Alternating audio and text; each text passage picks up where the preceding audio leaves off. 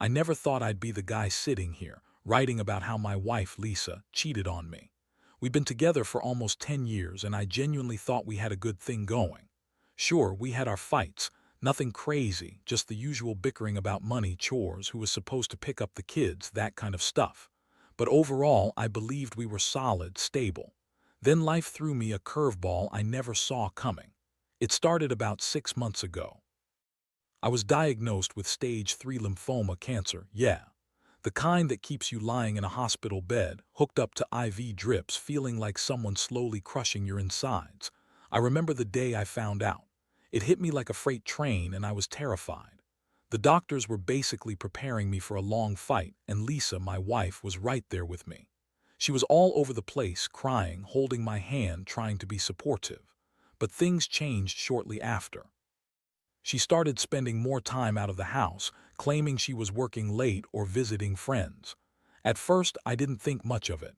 I was sick and she was stressed, so I figured she just needed some space. Plus, she's known to have a bit of a bitchy streak.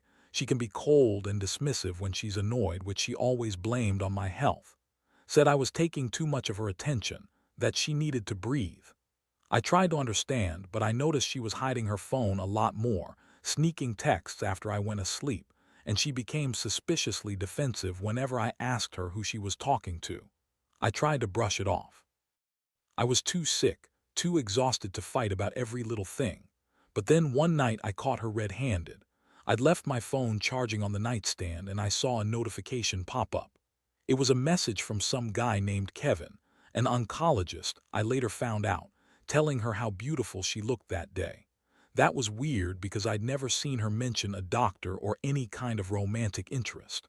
I looked closer at her phone and more messages started to pop up. Flirty texts, photos she'd sent him, even some explicit stuff. That's when I realized she was cheating. I felt like I'd been punched in the gut. It was like my world crumbled in that instant. How could she do this to me? When I confronted her, her face twisted into that familiar bitchy sneer and she lied to my face. Said she was just talking to an old friend, that I was paranoid, that I was imagining things. She told me Kevin was just a friend, a colleague she'd known for years, and that I was overreacting because you're so damn sick and miserable. But I knew better. Her messages were way beyond friendly.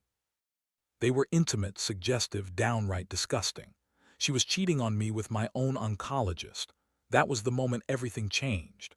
I was already losing so much with the cancer, my health, my energy, my hope. And now I was losing the one person I trusted, the person I thought loved me no matter what. I felt betrayed, humiliated, and furious all at once. I didn't sleep that night. I kept going over everything I saw, every lie she told, every excuse she threw at me. This wasn't just a typical affair. This was like a knife straight into my back from someone I thought I knew. I knew I wasn't just going to let this go. I had to come up with a plan, a way to make her pay for this betrayal. But at the same time, it was hard to focus. I was weak from chemo, emotionally shattered and more vulnerable than I'd ever been. Still, I knew one thing: she wasn't going to get away with it. Not without consequences. What I didn't realize then was how far I'd have to go to get my revenge, and how much I'd have to endure before I could finally start to heal. The next few days were a blur. I spent most of my time lying in bed, feeling like a shell of myself. The cancer was bad enough, but what cut deeper was the betrayal. I kept replaying her lies, her dismissive attitude, and the way she acted like I was paranoid for just questioning her. That bitchy sneer she threw at me when I confronted her, like I was the crazy one. I started noticing more signs that confirmed what I already knew. Lisa's phone was always within reach, hidden in her purse or tucked away when I was around. She'd suddenly go out to get groceries and come back hours later smelling like perfume I didn't recognize. And her excuse: that Kevin was just a colleague who liked to grab drinks after work. But I knew better. I'd seen those texts. I'd seen how she looked at him, that secret smile she'd get when she thought I wasn't looking. One night I decided I'd had enough. I needed proof, real proof, if I was going to confront her properly or even just to finally believe what I was seeing. So I set up a little hidden camera in the living room, aimed at the spot where she usually kept her phone. I didn't want to go into this blindly anymore. The sick part: I was still weak, still fighting my way through chemo, but my mind was sharper than ever. That night, I kept watch from my laptop, and what I saw made my stomach turn. Lisa came home earlier than usual, probably because she was nervous she'd get caught. She slipped her phone out of her purse and started texting. I could hear her voice on the video. Her voice was sharp, bitchy, condescending. And there in the background, I saw Kevin's name pop up again. The messages weren't just flirtatious, they were downright filthy. She was talking about sex, about how good it felt to be with him, how she couldn't wait to see him again. I felt my blood boil. That was it. I knew I had to face her. I waited until she was asleep, then I quietly took her phone and looked through everything. Every text, every photo, every lie she'd told. She'd been lying to my face for months. I was so angry I could barely think straight. How could she do this? How could she betray me like this, especially now when I was fighting for my life? It was like she was already planning her escape, and I was just some idiot who got sick and couldn't see it. The next day, I finally confronted her. I told her I knew everything. The look on her face was priceless. She went from bitchy to panicked in seconds. She tried to spin some bullshit about how Kevin was just a friend, that I was imagining things, that I was crazy because I was sick. But I didn't buy it. I threw her phone on the bed and told her I'd seen the messages, that I knew about her lies. Her reaction was a mix of anger and contempt. She called me paranoid, said I was obsessed with her and Kevin, that I was just jealous, that I was taking this all too far. And then she started crying, fake tears, of course, trying to play the victim. She told me I was ruining everything, that I was a selfish bastard for accusing her of cheating while I was dying, that I was making her life miserable because I was sick, that I was draining her and she needed her space. I felt like I was drowning in all of it. I was furious, yes, but also devastated. I'd trusted her, I'd loved her, and now I was faced with this harsh reality, that the woman I married, the woman I thought was my partner, was sleeping with my oncologist while I was hooked up to IVs, fighting for my life. It was a sickening realization. I looked into her eyes and I saw the lies she was telling herself, the way she lied to me, to everyone. I felt a wave of sadness mixed with rage. That night I couldn't sleep. My mind kept circling around her betrayal. I felt so alone, so broken. I wondered how I'd gotten here, how I'd ended up with someone who thought it was okay to cheat on me during my darkest hours. I was angry at her, absolutely, but I was also angry at myself for not seeing it sooner, for being so blind. I had given her everything, my love, my trust, my body, my health, and she repaid me with lies and betrayal. I knew I had to decide what to do next. Part of me just wanted to leave, to walk away and forget her. But another part, voice trembling, said I had to stand up for myself. I deserved better than a cheating wife who'd sleep with my doctor. I deserved respect, even in the chaos of illness. And so I made a silent vow to myself that I wouldn't let her destroy what little dignity I still had. Whatever came next, I'd face it, alone if I had to, but I wouldn't be her fool anymore.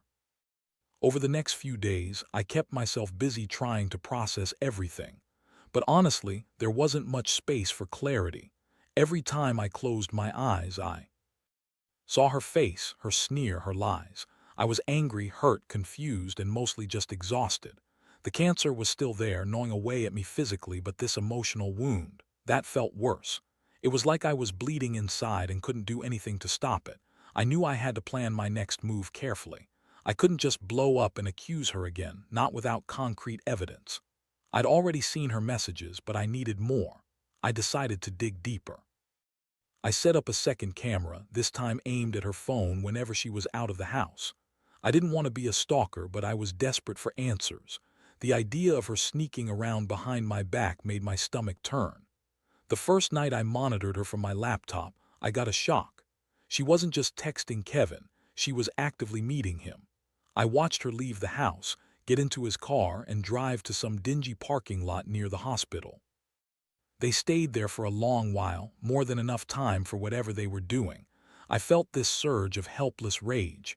How could she do this? How could she betray me in the middle of my fight for life? That was the night I finally decided I'd had enough. I was going to confront her again, but this time with real proof. I couldn't afford to be wrong, not after what I'd seen.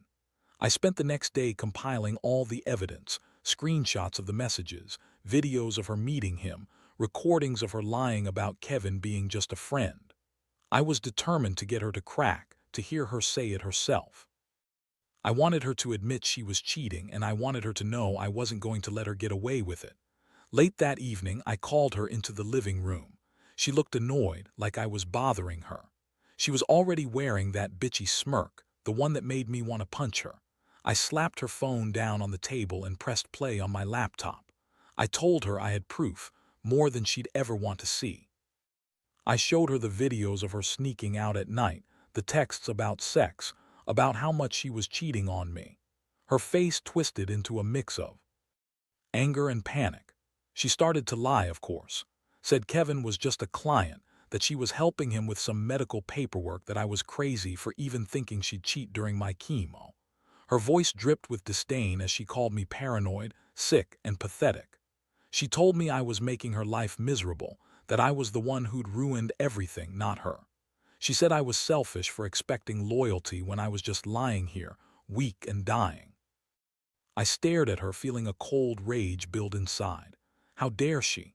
How dare she accuse me of being paranoid when I had the evidence right in front of her face?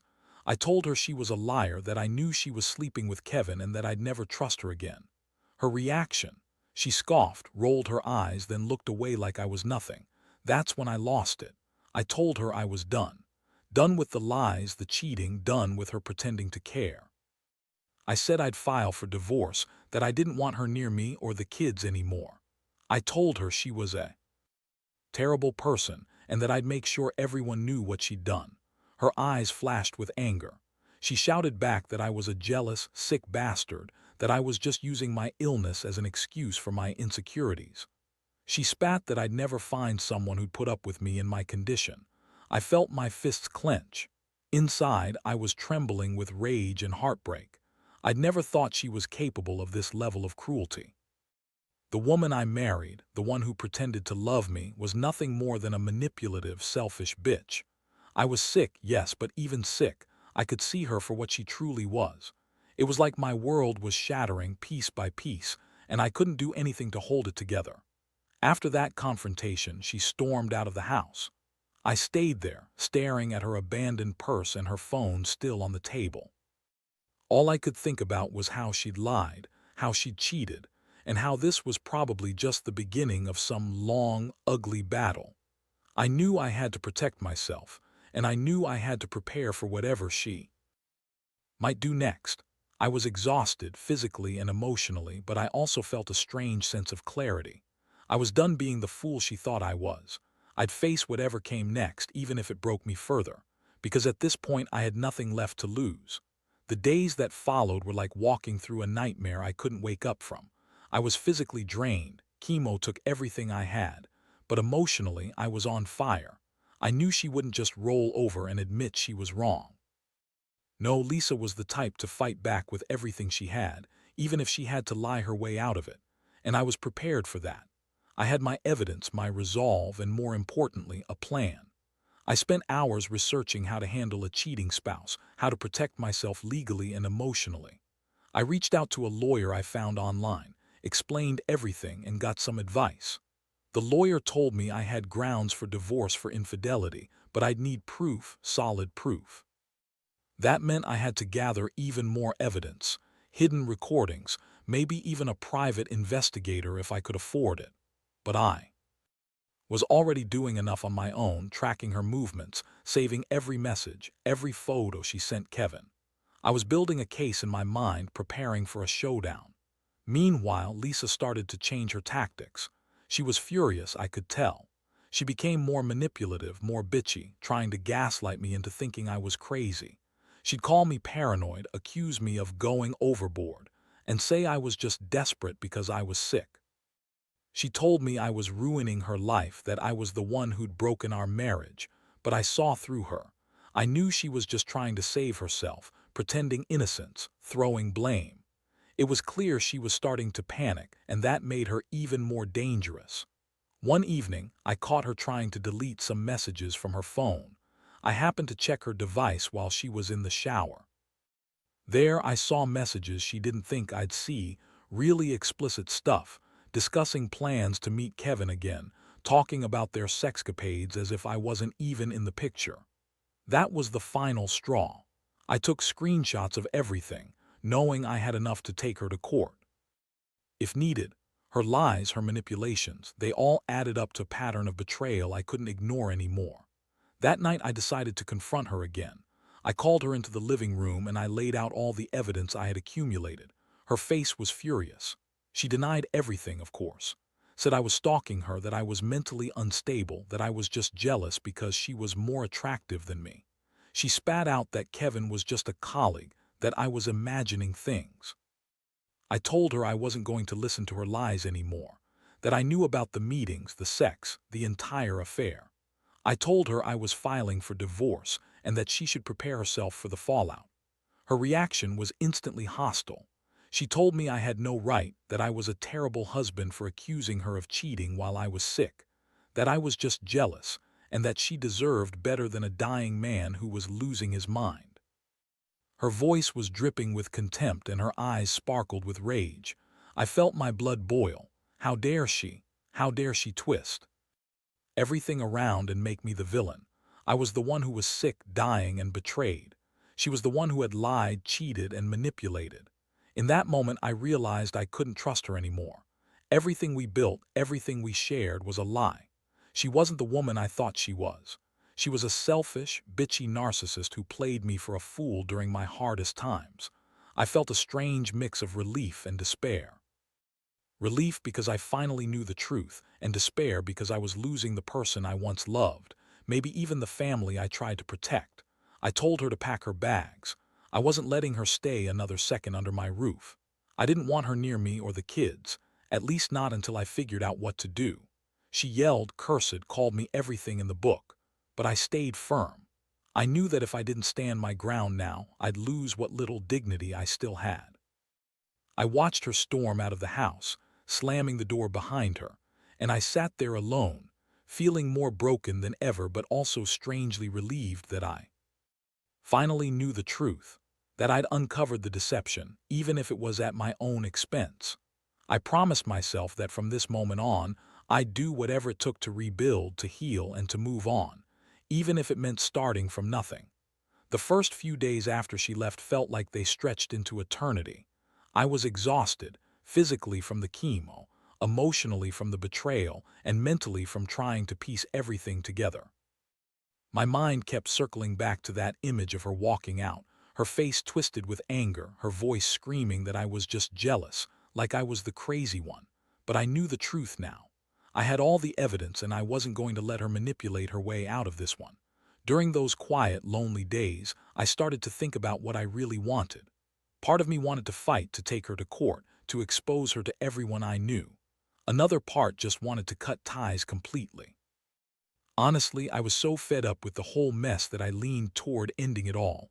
Divorce, moving on, cutting her out of my life forever.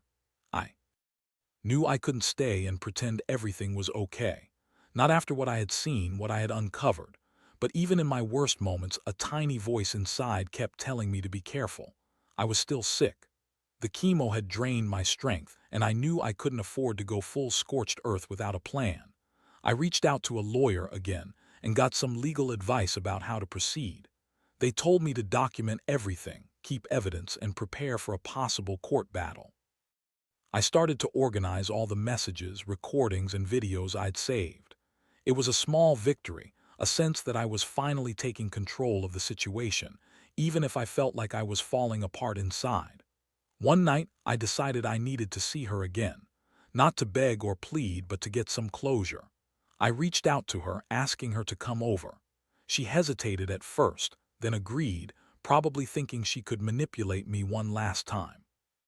When she arrived, she was still her bitchy, condescending self, smirking, playing the victim, acting like I was the one who'd done wrong. I confronted her straight up. I told her I knew everything, that I had the evidence, and that I was done with her lies. Her reaction was a classic meltdown. She denied everything, of course, said Kevin was just a client, that I was just jealous, that I was sick in the head. She threw her arms up, shouting about how I was ruining her life and that she never loved Kevin, just helping him out. She looked me dead in the eyes and said I was a paranoid, dying bastard who didn't deserve her. I could see the venom in her stare, and it made my stomach churn. I told her she was a liar, a manipulator, and a cheat, that I'd had enough of her excuses and that I was done being her punching bag. I warned her that if she kept this up, I'd go to the police, I'd expose everything, and I'd make sure she paid for her lies. She scoffed and stormed out, leaving me standing there, feeling empty yet strangely relieved. I knew I'd finally faced her false face, and I wasn't going to let her manipulate me anymore. That night, I lay awake, thinking about everything, the good times, the bad, the betrayal, and my own mortality. I realized I'd been naive to trust her, naive to believe she'd always be there. But I also understood something important. I still had a choice. I could crawl into a corner and let this destroy me, or I could stand up, fight to heal, and rebuild my life. I decided I wasn't going to let her win. Not like this. I'd find my strength again, even if it took every ounce of energy I had left. The next morning, I contacted the lawyer. We discussed divorce, custody, and protecting myself legally. I started to prepare for a battle, not just for my marriage, but for my dignity and peace of mind. It was clear I couldn't trust Lisa anymore. She was a snake in the grass, and I had to cut her out completely. This betrayal had shattered my world, but I was determined to rebuild, stronger, wiser, and more cautious. I knew I'd be okay if I stayed true to myself. The road ahead wouldn't be easy, but I was done playing victim. It was time to take control. In the end, I followed through with everything I had planned. The divorce was messy. Lisa fought me every step of the way, throwing accusations, trying to spin more lies, and trying to paint herself as the victim. But I had the evidence, and I stayed firm. I got full custody of the kids. She wasn't fit to be around them after what she did. I made sure to protect myself legally, and honestly, I felt a strange sense of relief when it was all over. Living without her was a shock at first. The silence in the house was deafening, but it also felt like a weight had been lifted. I could breathe again, and I started focusing on myself, my health, my kids, and rebuilding the shattered pieces of my life. The chemo was still tough, but I had a renewed sense of purpose. I didn't want her betrayal to define me, and I surely didn't want to let her control my future anymore. Looking back, I realize I learned a lot from this whole nightmare. Trust is fragile, and I'll never take it for granted again. I learned that even in the darkest moments, when you're fighting for your life, you can still find strength you never knew you had. That sometimes you have to rip off the bandages of lies and betrayal, no matter how painful it is, to truly heal. And most importantly, I learned that no matter how much life kicks you down, you have to keep fighting for yourself and for those who still believe in you. To anyone reading this who's going through something similar, here's my advice. Don't ignore the signs. Listen to your gut. When someone shows you their true colors, believe them. Gather your evidence, stay calm, and don't let anyone, especially someone you trusted, gaslight you into doubting yourself. It's hard, brutal even, but you're stronger than you think. And in the end, the truth will set you free. I'm not perfect and I still have scars, but I'm alive. I'm healing.